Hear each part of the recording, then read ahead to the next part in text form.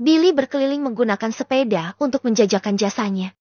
Servis radio, kulkas, TV. Teriak Billy. Selama perjalanan, ada banyak orang yang memperhatikan Billy dengan rasa ingin tahu. Di era ini, meskipun ada banyak orang yang mengumpulkan sampah, baru kali ini mereka melihat seseorang menjajakan jasa memperbaiki peralatan rumah tangga di jalanan. Hal seperti itu sangat jarang ditemukan di kota kecil seperti Paso. Jadi Billy tidak perlu khawatir mencari pekerjaan seperti yang lain. Hei, anak muda, apakah benar kau bisa memperbaiki radio yang rusak? Tanya seorang wanita parubaya yang keluar dari dalam rumahnya setelah mendengar suara Billy. Dengan senyum ramah, Billy menunjuk ke papan penanda yang dipasang di depan stang sepedanya. Nona, lihat ini. Aku bisa memperbaiki apapun. Jika radiomu tidak bisa diperbaiki, kau tidak perlu membayar. Memperbaiki radio tidaklah sulit untuk Billy. Baginya, itu seperti seorang pelajar sekolah yang menyelesaikan pekerjaan rumahnya. Hanya butuh beberapa menit. Dia sudah bisa meyakinkan pelanggannya. Wanita parubaya berusia 40 tahunan itu terkejut ketika mendengar Billy. Yang berusia 20 tahunan memanggilnya dengan sebutan Nona. Menurutnya Billy sangat sopan. Jadi dia langsung percaya dengan keahlian yang dimiliki Billy. Oke, tunggu sebentar. Aku akan mengambil radioku. Tentu saja Billy akan menunggu. Dia tidak akan menolak peluang bisnis. Saat wanita parubaya itu pergi, orang-orang di sekitar pun berkumpul. Sepertinya dia berhasil memancing rasa penasaran mereka. Baiklah, Nona, aku akan menunggumu di sini. Setelah memarkir sepedanya, Billy pun mengatur peralatannya. Dengan banyaknya orang yang berkerumun di sekitar, nampaknya bisnis yang dia jalani akan berjalan mulus setelah dia berhasil memperbaiki radio wanita itu. Setelah beberapa saat, wanita itu keluar sambil membawa radionya. Orang-orang di sekitar pun semakin mendekat dengan rasa penasaran, dan percakapan pun mulai terdengar di sana. Jenny, apa yang terjadi dengan radiomu? Apakah kau yakin dengan keahlian pemuda ini? Aku penasaran dengan kemampuannya. Jika berhasil, aku akan menyuruhnya memperbaiki radioku yang selalu berdengung di rumah. Semua orang berkomentar tanpa henti, menunggu Billy menunjukkan keahliannya. Di depan penonton yang ramai, Billy, yang tampak seperti seorang ahli, tidak merasa gugup sedikit pun. Dia mengambil radio wanita itu dan mulai memeriksanya. Nona, kau sudah tahu biayanya, kan? Rp3.000 untuk memperbaiki radiomu ini. Setelah memeriksa radionya sebentar, Billy langsung mengambil keputusan dan mulai menagih biaya perbaikannya. Wanita itu senang mendengar Billy memanggilnya dengan sebutan Nona, namun setelah mengetahui biaya perbaikannya, dia tidak bisa menyembunyikan ekspresi kekecewaan di wajahnya. Apa tidak terlalu mahal? Tentu saja, tidak. Billy mencoba menjelaskan dengan senyum ramah. Itu sepadan.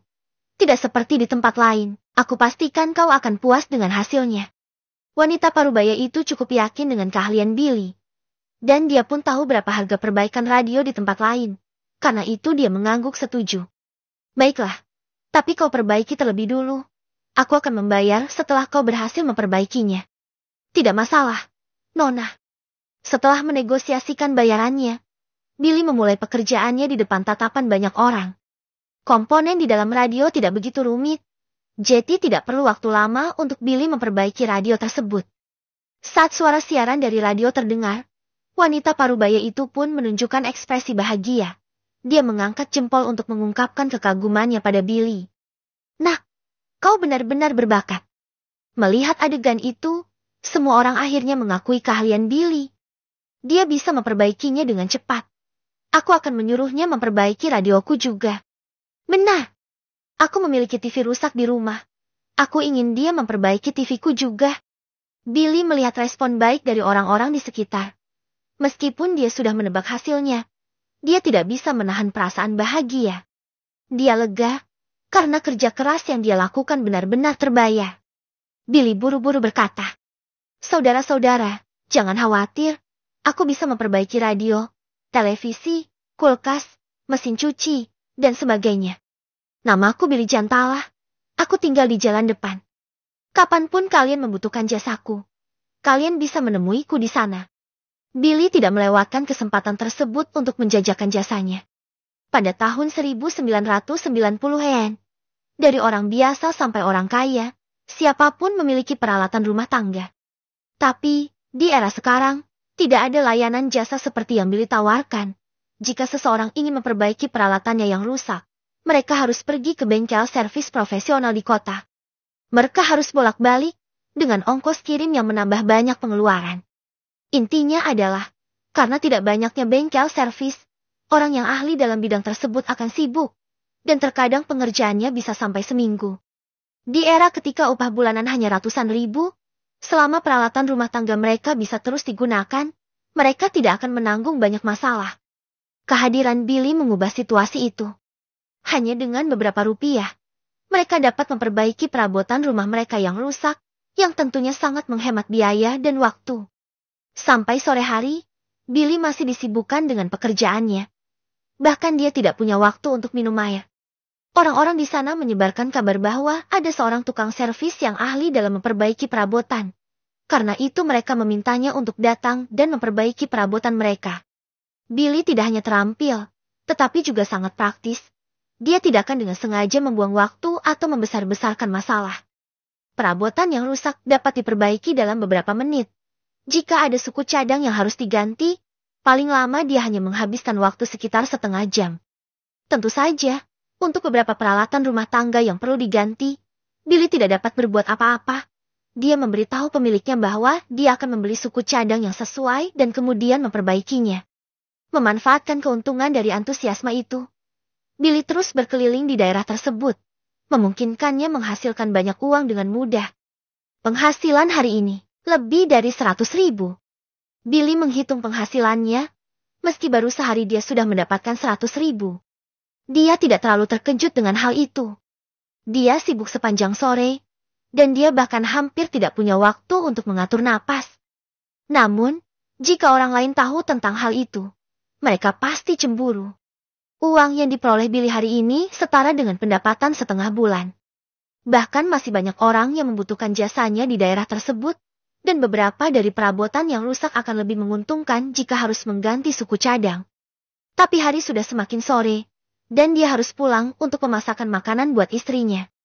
Satu-satunya hal yang membuat Billy sedikit kecewa adalah bahwa ia tidak bisa mendapatkan barang bekas hari ini. Baginya, hal tersebut adalah yang paling menguntungkan saat ini. Setelah membeli sayuran dan kembali ke rumah, Billy meletakkan semua barang belanjaannya dan mulai memasak di dapur. Hana kembali tepat setelah beberapa hidangan tersaji di atas meja makan. Ketika melihat Billy sedang memasak, mata Hana berbinar terang, seolah-olah melihat harapan. Sejenak, Hana diam-diam memperhatikannya.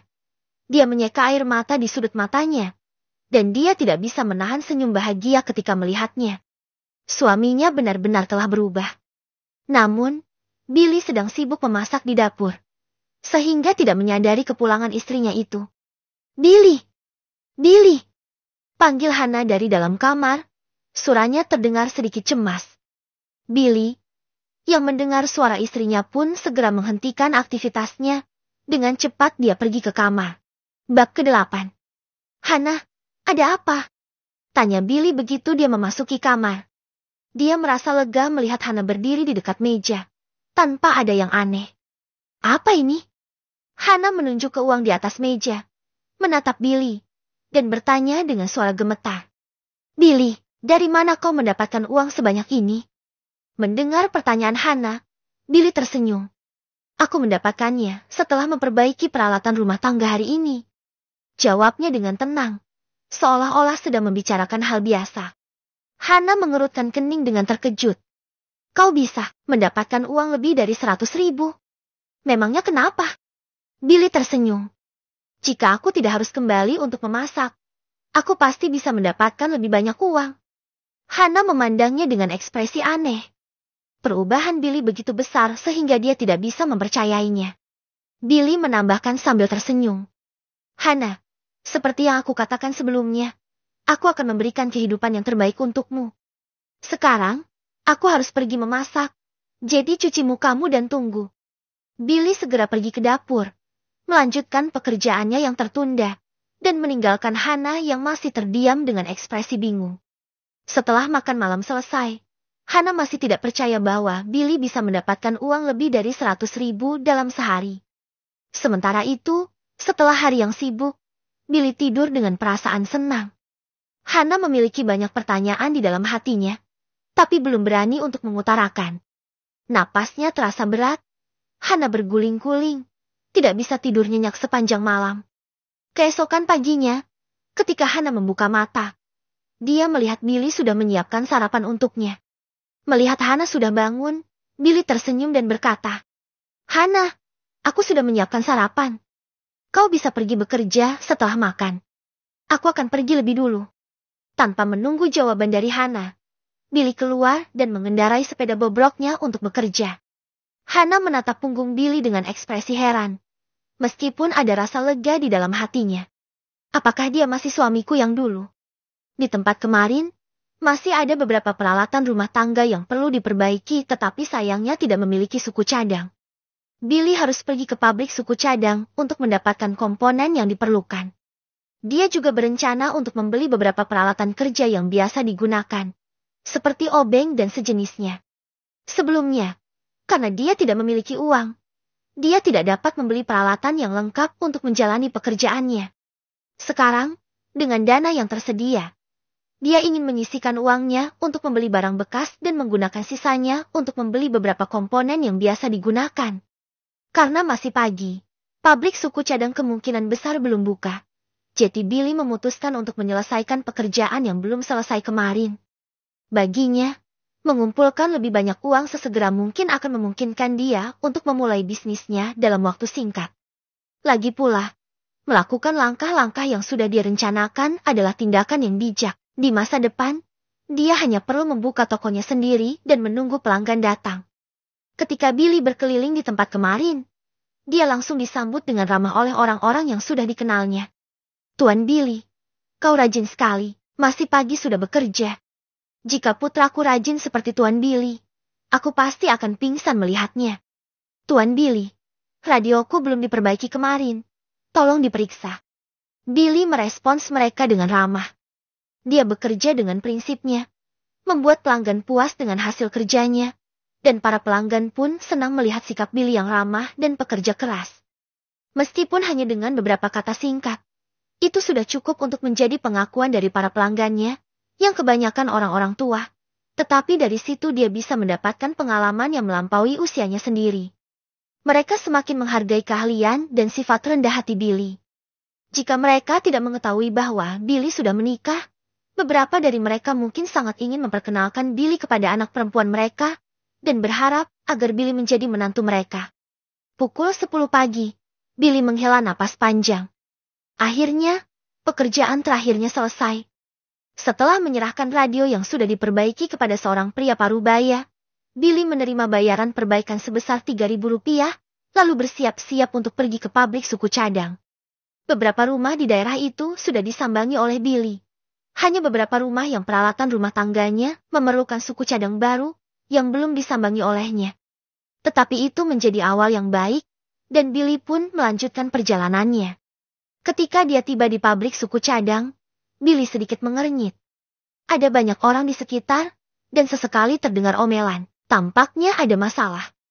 Billy memperhatikan lebih dekat dan menyadari bahwa para pemasok barang sedang menagih hutang.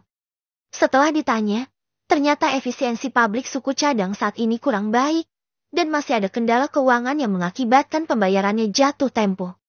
Melihat itu, Billy tiba-tiba memikirkan sesuatu. Apakah mereka ingin menjatuhkan pabrik ini? Namun, setelah memikirkannya dengan cermat, Billy segera menepis pikiran tersebut. Saat ini, di tahun 1990-an, status antara perusahaan milik negara dan swasta masih sama. Banyak perusahaan sukses di kehidupan sebelumnya juga memanfaatkan kerjasama dengan perusahaan milik negara sebagai batu loncatan untuk kesuksesan mereka sendiri. Billy juga mempertimbangkan skema semacam itu, yaitu melakukan investasi saham di pabrik suku cadang untuk memperluas karirnya. Tetapi syaratnya adalah Billy harus memperoleh semua saham di pabrik suku cadang tersebut. Jika tidak, bukan keberhasilan yang akan datang, tetapi bom waktu yang akan menghancurkan karirnya. Ada banyak contoh di masa lalu, di mana orang-orang berusaha bergabung dengan perusahaan milik negara dan menjadi kaya, tetapi ada juga yang bangkrut. Wajar jika yang main-main berakhir bangkrut dan yang serius masuk penjara. Setelah mempertimbangkan semuanya, kebijakan dan kesulitan dalam mendapatkan saham bisa berbeda di setiap tempat. Kota Paso masih menjadi daerah kecil dengan pemikiran yang relatif konservatif dan terbelakang. Jika Billy mengusulkan untuk melakukan hal tersebut, kemungkinan besar tidak ada yang setuju. Apalagi, dana yang dibutuhkan pasti tidak sedikit. Jadi lebih baik membicarakan masalah itu di lain waktu. Billy masuk ke dalam gudang. Dia melihat Donnie. Donnie sedang duduk santai di gudang, membaca koran sambil menikmati secangkir teh. Aroma lembut teh tercium di udara. Setelah bertanya kepada orang-orang di sekitar, Billy mulai memahami sedikit tentang identitas Donnie. Donnie yang bertanggung jawab atas gudang di pabrik, dan sepak terjang pria gemuk itu cukup patut ditiru. Terutama tentang bagaimana Donnie mencapai posisinya saat ini. Ada yang mengatakan bahwa itu tidak hanya karena kakak iparnya yang merupakan manajer pabrik, tetapi juga karena usaha kerasnya sendiri. "Kenapa kau datang ke sini lagi?" tanya Donnie, sambil menernyitkan keningnya. Setelah menjual barang kepada Billy sebelumnya, Donnie merasa sedikit menyesal. Donnie menyadari bahwa jika itu diketahui oleh seseorang yang tidak senang dengannya, dan dilaporkan kepada atasannya, mungkin posisinya akan terancam, atau bahkan dia dipecat. Yang lebih penting lagi, jika posisi kakak iparnya terpengaruh karena tindakannya, itu akan menjadi kerugian yang terlalu besar. Melihat reaksi Donnie yang aneh, Billy merasa sedikit gelisah. "Memangnya kenapa?" gumamnya pelan. Bab ke-9. Billy tidak berbelit-belit. Ia dengan jelas menyampaikan tujuan kedatangannya ke sana. "Hei, tenanglah. Aku datang ke sini untuk membeli beberapa barang."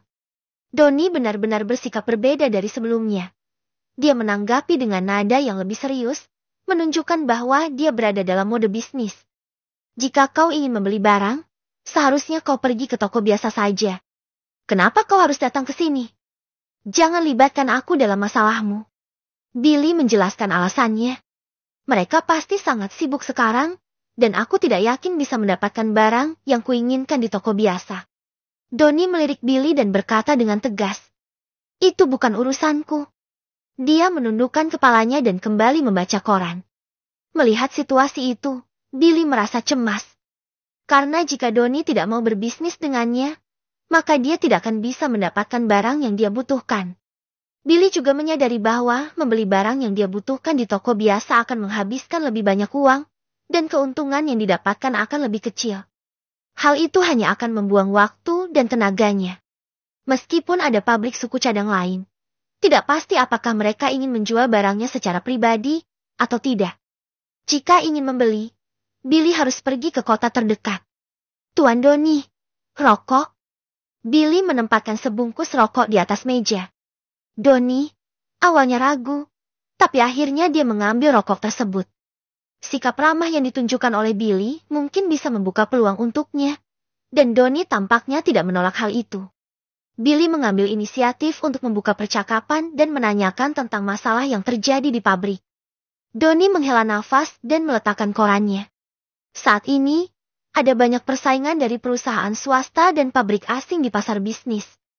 Pabrik lokal di daerah ini kesulitan bersaing. Barang dengan harga tinggi sulit terjual. Begitu pula yang murah. Tentu saja kami mengalami kerugian. Tampaknya situasi pabrik suku cadang tidak sedang dalam keadaan baik. Tidak mengherankan jika lambat laun mereka akan bangkrut. Tentu saja, mengingat tidak adanya pabrik di sekitar, cukup mudah untuk menebak bahwa manajemen pabrik tidak pintar dalam menjalankan perusahaan. Mereka tidak bisa memiliki tempat penjualan karena pasar lokal yang terbatas. Namun, Billy tidak ingin ikut campur atau memberikan saran kepada orang lain saat ini. Dia hanya ingin memulai bisnisnya sendiri dan menghasilkan uang dengan cara sederhana. Billy tersenyum. "Tuan, mari kita lupakan masalah pabrik untuk saat ini. Apakah kau pernah mempertanyakan kesejahteraan dirimu sendiri?" Mendengar pertanyaan Billy, Donnie terkejut dan terdiam. Saat ini, BUMN sedang mengalami perubahan drastis, dan tidak sedikit pabrik dengan keuntungan lebih baik daripada mereka yang bangkrut dalam waktu singkat. Pabrik ini sedang mengalami krisis, Dan jika situasinya tetap seperti itu, pasti akan bangkrut dalam waktu dekat. Jika pabrik bangkrut, Doni akan kehilangan pekerjaannya. Membayangkan hal itu, Doni tidak bisa menahan napas. Tanpa sadar, dia mulai merokok. Hanya saat itu, dia tiba-tiba bereaksi. Apa maksudmu? Doni menatap Billy dengan heran. Billy tersenyum. Hei, aku hanya ingin menghasilkan uang di sini. Ucapnya sambil menggosokkan jempol dan telunjuknya seolah menghitung uang. Menghasilkan uang? Doni terkejut. Bagaimana kau bisa menghasilkan uang hanya dengan membeli 1 atau 2 tabung pemanas? Tuan, kali ini aku ingin membeli banyak. Ucap Billy. Doni tidak terlalu tertarik. Setelah menyesap teh, dia menatapnya. Benarkah? Berapa banyak? Berapa banyak uang yang bisa kau hasilkan dengan hanya memperbaiki barang bekas? Tuan, sejujurnya, aku berencana merakit barang-barang itu sendiri, lalu menjualnya. Ucap Billy dengan tenang. Apa? Doni terkejut. Merakit sendiri? Dan menjualnya. Doni menatap Billy dengan tajam, mencoba memahami maksud di balik kata-katanya. Billy tersenyum dengan percaya diri. Tuan, karena aku telah memberitahu tujuanku, aku yakin kita bisa bekerja sama sekarang. Aku memiliki keahlian dan kau memiliki sumber daya. Jadi kerjasama kita pasti akan menguntungkan. Mendengar itu, wajah Doni langsung berubah, menunjukkan ketertarikannya. Billy menyadari bahwa dia perlu meyakinkannya lebih baik lagi. Tuan, keuntungan di pabrik akan tetap sama, tetapi uang di sakumu akan bertambah. Ucap Billy. Dia tampak serius dan bijak, seolah-olah merencanakan sesuatu dengan Doni. Doni tidak mengeluarkan kata-kata, melainkan bergerak menuju pintu, memeriksa apakah ada orang di luar, dan kemudian menutup pintu dengan hati-hati. Bagaimana caranya? Beritahu rencanamu. Doni bertanya dengan suara pelan. Sangat sederhana. Aku akan membeli suku cadang darimu. Kau menjamin pasokan barang untukku. Dan aku pastikan kita akan untung bersama-sama. Ungkap Billy. Doni menarik napas dalam-dalam. Ada ruang besar untuk manuver dalam rencana itu. Asalkan jumlahnya cukup besar. Meskipun harga yang ditawarkan sedikit di bawah harga pasar, masih akan memberikan keuntungan yang besar untuknya. Saat ini, ada banyak suku cadang yang teronggok di gudang, dan itu semua akan berkarat jika dibiarkan terlalu lama. Doni khawatir tidak bisa menjualnya dan mendapatkan pemasukan yang sesuai. Dia tidak ingin Billy membeli semuanya. Tetapi jika barang-barang itu dapat menghasilkan uang sebelum pabrik ditutup, apa yang dikatakan Billy akan menjadi pilihan yang masuk akal. Tentu saja, jika jumlahnya besar, dia akan melaporkan sebagian untuk mengurangi kerugian. Bahkan jika dia membeli barangnya sendiri dengan harga rendah dan kemudian menjualnya kembali ke Billy, dia masih harus memberitahu kakak iparnya. Apa yang kau butuhkan? Aku bisa sediakan sekarang juga. Setelah menyadari potensi itu, Doni langsung menyetujuinya tanpa ragu. Billy segera menyebutkan barang-barang yang dia inginkan. Hampir mencapai 30 barang. Setelah Doni mencatatnya di kertas, dia berkata pada Billy, "Oke, tunggu di sini sebentar." 10 menit kemudian, Doni kembali dengan membawa sebuah tas. "Semua barang yang kau minta ada di sini. Harganya Rp60.000. Segera pergi, jangan sampai ada yang melihatmu." Billy tidak banyak bicara. Dia segera mengeluarkan uang dari saku dan memberikannya kepada Doni. "Terima kasih." Setelah Billy pergi, Doni menatap uang di tangannya dan mengangguk puas. Billy benar-benar tahu apa yang harus dia lakukan. Dengan membawa suku cadang yang baru dibeli, Billy naik ke sepedanya dengan semangat, siap untuk memperbaiki semua peralatan rumah tangga yang tersisa. "Tuan Billy, kau benar-benar ahli. Sayang sekali jika kau tidak membuka bengkel servis dengan keahlianmu ini." Seseorang tidak bisa menahan diri untuk berkomentar. "Itu benar. Jika kau membuka bengkel servismu sendiri, aku pasti akan menjadi pelanggan setiamu." "Hei, Lucky. Apa kau memiliki banyak barang di rumah? Paling-paling kau hanya memiliki senter. Jika tidak ada yang rusak, apa yang mau kau perbaiki? Tapi lagi pula, jika Tuan Billy membuka bengkel servis, itu akan lebih memudahkan kita, bukan?" Melihat semua orang berbicara, tertawa, dan mengolok-olok satu sama lain, Billy hanya bisa tersenyum pahit. Mereka berkata dengan begitu mudah, tapi mereka tidak tahu perjuangan yang telah dilakukan oleh Billy selama ini. Bab ke-10. Baiklah, semuanya sudah selesai, ujar Billy sambil buru-buru berdiri, memberikan salam kepada semua orang, dan dengan tulus menambahkan, aku ucapkan terima kasih kepada semua orang di sini. Jika di antara kalian ada yang memiliki barang-barang bekas dan tidak terpakai, aku siap membelinya dengan harga yang sesuai. Setelah berinteraksi sepanjang hari, Billy merasa bahwa dia telah meninggalkan kesan yang baik di hati para pelanggannya. Dia memanfaatkan momen itu untuk menyampaikan tujuannya. Bukankah barang yang sudah rusak tidak berharga? Untuk apa kau membelinya? Tanya seseorang dengan heran. Ya, itu hanya sampah. Tambah seseorang lainnya. Mungkin menurut kalian barang-barang yang sudah rusak itu tidak berharga. Tapi sebenarnya, aku bisa mempelajari keahlian ini karena sering membongkar barang-barang yang sudah rusak itu. Ujar Billy dengan senyum tipis, menjawab keheranan mereka. Mendengar penjelasan Billy, semua orang tampak terkesima. Oh, begitu. Tidak heran kau begitu mahir. Seru salah seorang dari mereka. Anakku juga sering membongkar-bongkar barang, tapi aku memarahinya karena aku pikir itu tidak berguna. Aku tidak menyangka kau mempelajari keahlianmu dari membongkar barang-barang bekas. Mulai sekarang aku tidak akan melarang anakku lagi. Ucap seorang wanita paruh baya. Heleh, jangan bandingkan anakmu dengan Billy. Belum tentu anakmu secerdas dia. Sahut wanita lain dengan nada nyinyir. Dua wanita parubaya itu tampaknya tidak begitu akrab. Mereka saling menatap dengan tatapan tajam. Billy, yang menyadari hal tersebut pun